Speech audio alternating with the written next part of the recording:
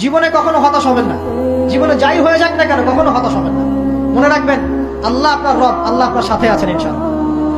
এই সমাজ আপনাকে যেভাবে শেখায়, কিভাবে শেখায়, এই যে স্কুল, কলেজ, ইউনিভার্সিটি, চাকরি, বিয়ে, সন্তান প্রতিপালন, আর তারপর ইন্না লিল্লাহি ওয়া ইন্না ইলাইহি রাজিউন, এই তো শেখায় নাকি?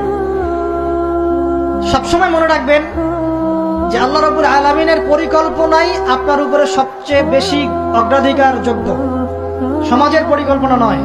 পরিবার আপনাকে চাপ দিচ্ছে, চাকরি পাস না, পড়াশোনা করিস না, পড়াশোনায় কেন তুই 80 নম্বর পাইলি না, কেন চান্স পেলি না, কবে চাকরি পাবি, কবে আমাদেরকে দেখবি, খাওয়াবি, পড়াবি, এই চাপগুলো চারপাশ থেকে আসে কিনা?